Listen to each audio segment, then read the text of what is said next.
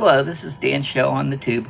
I'm Dan, and this is the Grand Slam Mexico review of AEW Dynamite for June the 17th, 2025. Hangman Adam Page came out and cut a promo in Spanish. I don't understand Spanish, so I didn't understand the promo. It was great for the local crowd, though, in Arena Mexico. I think they appreciated it. Next up, for the first match, we had a 14-man tag team match. Oh my God, what a mess. Too many people. It had too much going on. It was hard to keep up with. It wasn't a great match. You had Dax Harwood, Velado Jr. You're going to have to excuse my pronunciation of some of the luchadors' names. I'm not great with them. Kyle Fletcher, Takeshita, Josh Alexander, Patricio, and Lance Archer, and they faced off against Bandito, Atlantis Jr., Brody King, Daniel Garcia, the TNT champion Adam Cole, and Davario. Atlantis pinned Dax Harwood with a small package. There's not a whole lot good I can say about this match. It was a mess. There's just too much going on at once. Omega versus Okada for the unified title was shown as a video package, and that match will happen July 12th at All In, Texas.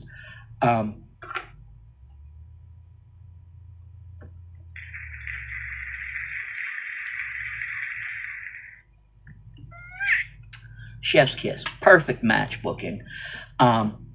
I've heard nothing but good things about their matches. I can't wait to see it. It's going to be great. I'm expecting it to be a potential match of the year. Next up, Mark Briscoe faced against the Rainmaker, Kazuchika Okada. Okada won with the Rainmaker. After the match, Don Callis and Okada beat down Mark Briscoe. This was a good little match. I love Okada's work. He's one of my favorite wrestlers in AEW, and one of my probably in my top 10 favorite right now. I love his work. Next up, we had MJF versus Mystico.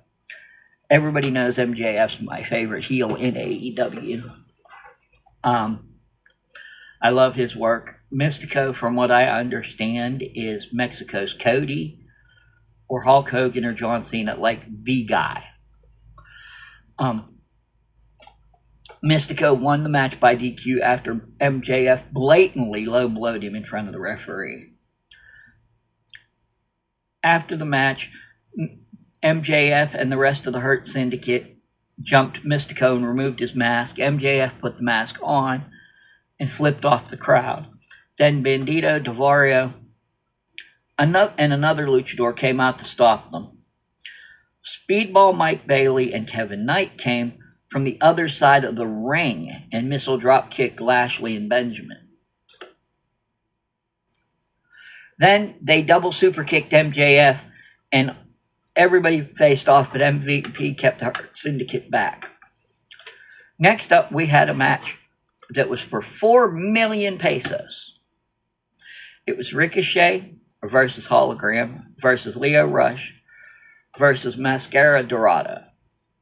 Hologram won by pinning Leo Rush with a portal bomb. Love Hologram. Want to see them push him to the moon. He's amazing. One of the better true luchadors on the roster in AEW. Not to mention, he's now 25-0 and undefeated in nearly a year of competition. So I wouldn't mind seeing him get a title match sometime soon.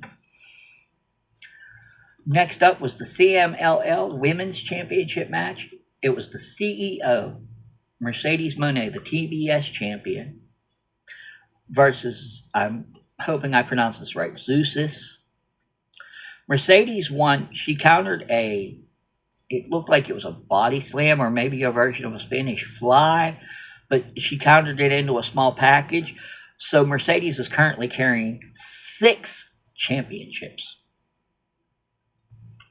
Toni Storm then showed up on the big screen, and she was dressed as Carmen Sandiego. That's what it looked like to me. She was in like a 1930s detective gear. And she was talking about the match. Then Maria Shirakawa showed up on the ramp. I'm sorry, Mina Shirakawa showed up on the ramp. And Toni Storm come from behind Mercedes and dumped her with a German suplex. Then she chased Mercedes out of the ring, and the referees and officials separated the two. The most memorable part of their confrontation was when she hit that German suplex, title belts went flying in every direction.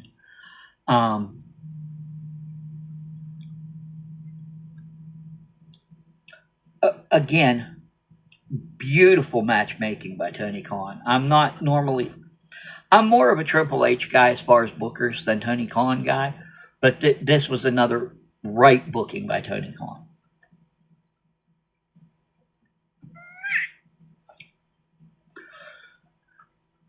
For the final match of the show, we had Will Ospreay, the three members of the Ops, and Swerve Strickland versus the Beast Mordos, Wheeler Yuta, Jon Moxley, and the Young Bucks. Jon Moxley pinned Swerve after one of the Young Bucks distracted Swerve. He was on the top rope and was going to go for the Swerve Stomp. Marina Shafir jumped up on the apron and distracted the referee.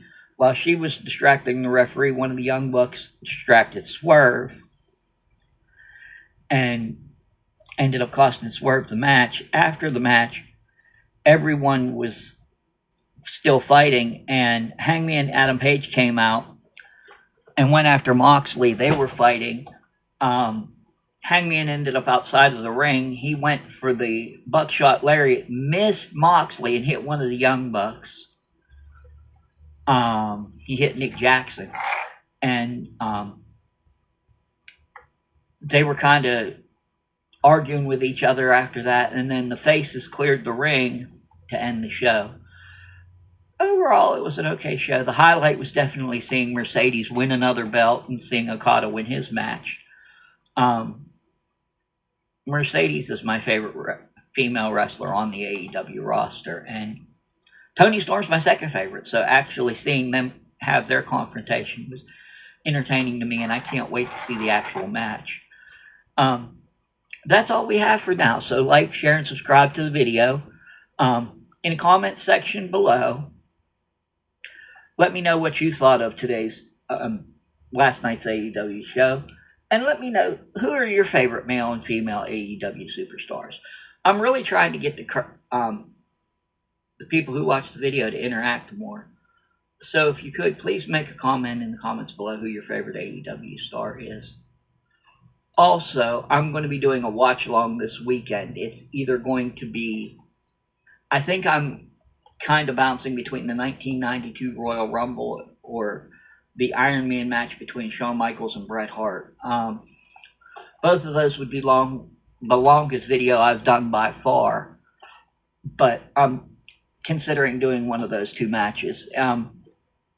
Comment below what you would like as far as the watch-along match to be. If you have a match you'd like us to do a watch-along on, comment it in the comments below, and I'll look at it and see what we can do. Thanks. Have a good day. I hope you enjoyed the show.